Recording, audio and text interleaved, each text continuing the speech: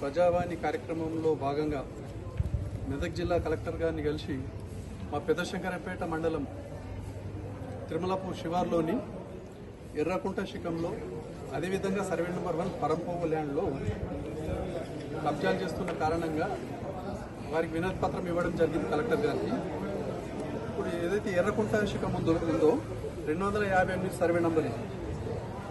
ఈ survey నెంబర్లోకి 256 survey number 1, కుంట survey నెంబర్లోకి 256 survey number 1, దానితో పాటుగా 257 survey number 1, 257, 260 survey number, 260 survey number, 257 survey number, 258 survey నెంబర్లతోని 56 survey నెంబర్లతోని 258 ఎర్రకుంట శిఖంలోకి ఎంక్రోచ్ అవుతా ఉన్నారు. ఆక్రమణదారులు కబ్జా చేస్తూ ఉన్నారు.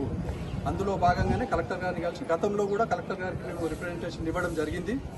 మా ఎర్రకుంటను కాపాడండి, మా శంకరంపేటలో సర్వే నెంబర్ 1 ల్యాండ్ను కూడా పరపోగు ల్యాండ్ను కూడా అందరు కబ్జాలు చేస్తుంటే వీటిని కాపాడి మా దగ్గర ఎవరైతే పేదవాళ్ళు ఉన్నారో ఇల్లు లేని వాళ్ళు ఉన్నారో వాళ్ళందరికీ సర్వే నెంబర్ 1లో పట్టాలు ఇచ్చి వాళ్ళని ఆదుకోవాలని చెప్పి కోరడం జరిగింది. ఆ పట్టాలు ఇస్తే ఇప్పుడు ప్రభుత్వం ఇందిరమ్మ ఇళ్ళని ఇస్తుంది కాబట్టి ఆ ఇందిరమ్మ ఇళ్ళని వాళ్ళకి శాంక్షన్ చేయించి ఆ నిరుపేదలకు ఇచ్చేయాలని చెప్పి ఆలోచనతో మేము కలెక్టర్ గారిని కోరడం జరిగింది. వారు కూడా సర్వేకు మరి అధికారులకు సంబంధిత అధికారులకు వాళ్ళు కూడా తెలియజేయడం జరిగింది. వారం రోజులలో వీటి మీద చర్యలు తీసుకుంటామని చెప్పడం జరిగింది. మేము వారిని అదే కోరిన మా శంకరపేటను కాపాడండి కలెక్టర్ గారిని కోరినాము. మా ప్రజలందరూ మా వాళ్ళందరూ కలిసి దీని యాక్షన్ తీసుకోవాలని కోరినాము. ఇదే కాకుండా గ్రామ పంచాయతీలో కూడా శంకరపేట మండలంలో గ్రామ పంచాయతీలో కూడా